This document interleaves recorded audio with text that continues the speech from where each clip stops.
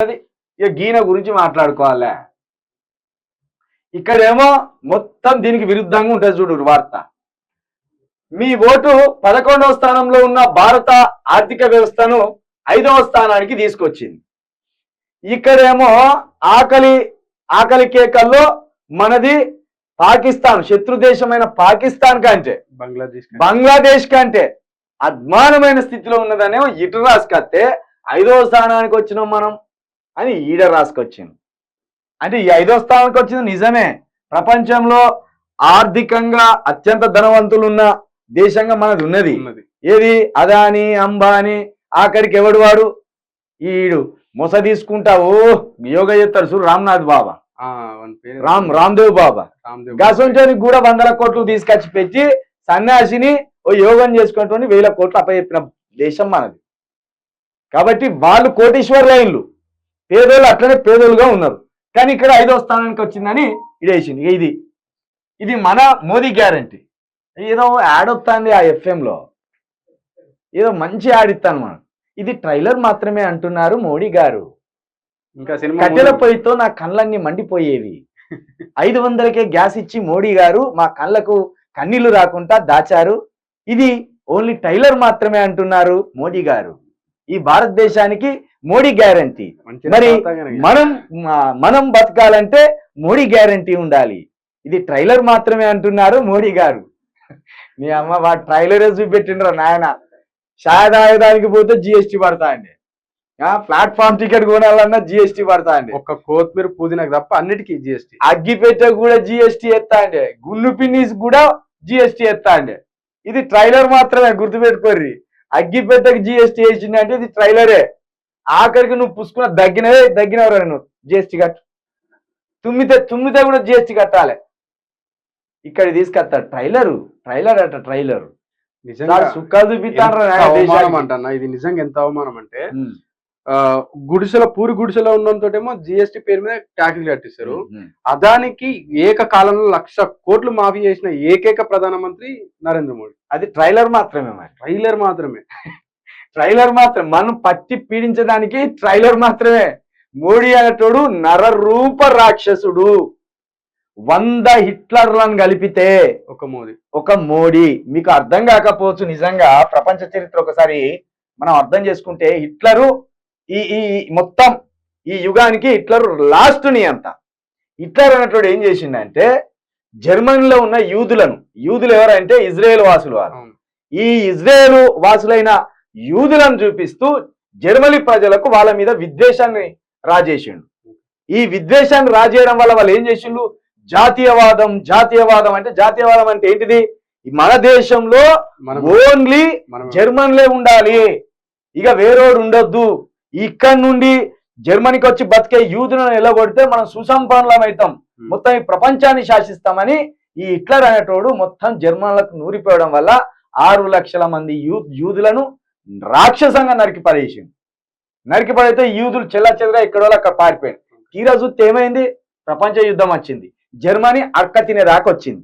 ఇప్పుడు same Modi BJP party ఏం చేస్తుందంటే ఇక్కడ ఉన్న ముస్లింలను శత్రువులుగా చూపెడుతూ ఇగో ఈ శత్రువుల వల్ల హిందువుల మాగమైపోతున్నాం. వాడు ఎమ్మెల్యే, వాడు బుద్ధి లేని ఎమ్మెల్యే రాకేష్ రెడ్డి అంటాడు. అది ఎక్కడి నుంచో గెలిచిండు వాడు బీజేపీ నుండి. రాకేష్ రెడ్డి మొన్న రజాకార్ సినిమా రిలీజ్ అయినప్పుడు నారాయణమూర్తి పక్కన నిలబడి మేము ఏ దేశంలో బతకాలి సార్ హిందువులు అని సిగ్గులు ఎదురా ఇంత పెద్ద సుశాలమైన దేశంలో ఎక్కడైనా బతకచ్చు నువ్వు, మాకున్నది ఒక్కటే దేశం. సిగ్గు అనిపించలేదు? దేశం దాటి నువ్వు పోవాల్సిన అవసరం ఏమున్నది? నారాయణమూర్తి ఇజ్జతి మానం తీసి పడేసాను. కాబట్టి ఇక్కడ కూడా ఏం చెప్తాను బీజేపీ మోడీ? ముస్లింలను శత్రువులుగా చూపెడుతూ హిందువులను సెన్సిటివ్ చేసి వాళ్ళు మన శత్రువులు అని చెప్పి ఈ ఓట్లు వీళ్ళు దంచుకపోవాలని చూస్తాను, వీళ్ళు దొబ్బకపోవాలని చూస్తాను. అదే ఇక్కడ విషయం ఏం తెలుసా? అసలు భారతదేశం అనేది పేకమేడ లాంటిది. భారతదేశం అనేది పేకమేడ. పేకతోటి మేడగలితే ఏం చెప్తుంది? ఎప్పుడో సరి కూలిపోతుంది. భారతదేశం కూడా పేకమేడ లాంటిది. ఇది ఎప్పుడు కూలిపోతుందో తెలియదు. 29 రాష్ట్రాలు ఉన్నాయి కదా, 29 రాష్ట్రాలు ఉన్నప్పటికీ కనబడుతుందా? 29 రాష్ట్రాలు ఉన్నప్పటికీ 6 కేంద్ర పాలిత ప్రాంతాలు ఉన్నాయి ఇందులో. 6 కేంద్ర పాలిత ప్రాంతాలు ఉన్నాయి. అయితే ఈ 29 రాష్ట్రాల్లో ఒక రాష్ట్రానికి సంస్కృతి పరంగా కానీ, సాంప్రదాయాల పరంగా కానీ, తిండి విషయంలో కానీ, భాష విషయంలో కానీ, ఆచార వ్యవహారాల విషయంలో కానీ ఏ మాత్రం సంబంధం ఉండదు. ఏ రాష్ట్రానికి ఆ రాష్ట్రం ప్రత్యేకమైన ఆచారాలు, ప్రత్యేకమైన బట్టలు, ప్రత్యేకమైన తిండి, ప్రత్యేకమైన భాష ఉంటది. కాబట్టి మా సంస్కృతి గొప్ప అంటే మా సంస్కృతి గొప్ప అనే ఒక అలవాటు 29 రాష్ట్రాలకు ఉన్నది. ఇక ఇవి గనక ఏ క్షణంలో మా రాష్ట్రం ప్రత్యేక దేశం కావాలి అంటే ఇక్కడ భారతదేశంలో బాపనోళ్ళది అధికారం ఉంటది. నువ్వు కాంగ్రెస్ పార్టీని తీసుకున్నా వాడే అధికారంలో ఉంటాడు, బీజేపీ పార్టీలో తీసుకున్నా బ్రాహ్మణుడు లేదా ఉంటాడు. ఈ రెండింటి మధ్యనే ప్రధానమంత్రి అవుతాడు. కాబట్టి 26 రాష్ట్రాలను ముకుమ్మడిగా కలిపి ఉంచితేనే వాని విష సంస్కృతి ఉంటది, వానికి అధికారం ఉంటది. ఈ 29 రాష్ట్రాలు కలిసి ఉండాలి. కలిసి ఉంటే బాబనోడికి ఈ 29 రాష్ట్రాల మీద బీజేపీ ద్వారా అధికారం దక్కుతుంది, వానికి కాంగ్రెస్ ద్వారా అధికారం దక్కుతుంది.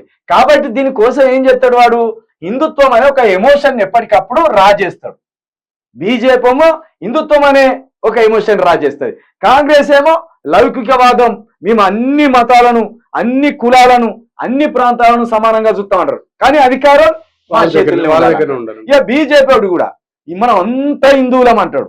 బీసీ వాళ్ళను ఆగం చేస్తాడు, ఎస్సీ వాళ్ళను గుళ్ళకి రానియాడు, ఎస్టీ రాష్ట్రపతి గారు పార్లమెంట్ కు రాకుండా అవమానించారు.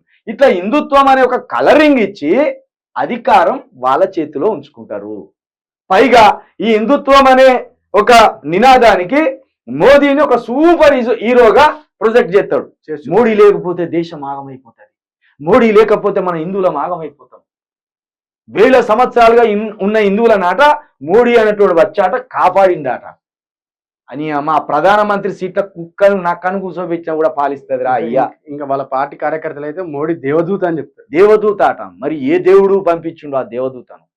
నరరూప రాక్షస రూపం అది. గిదా హిందుత్వం అనే పేరుతోటి ఒకని మీద ఒకనికి విద్వేషం రాగజేసి నువ్వు అధికారంలో ఉండడానికి ఇంత చిచ్చు పెడతావా నువ్వు? కాబట్టి ప్రజలారా, ఒకవేళ జై శ్రీరామ్ అంటే ఒకటి గుడిసమాయమయ్యి బిల్డింగ్ వస్తుందంటే నేను జై శ్రీరామ్ అంట. జై శ్రీరామ్ అంటే ఇగో ఇక్కడున్న కుల అసమానత పోయి వీడు పరిశుద్ధుడై కోటీశ్వరుడు అయితే అంటే నేను జై శ్రీరామ్ అంట. జై శ్రీరామ్ అంటే భారతదేశంలో ఉన్న అన్ని సమస్యలు సమసిపోతాయి అనుకుంటే ఖచ్చితంగా జై శ్రీరామ్ అంటాం.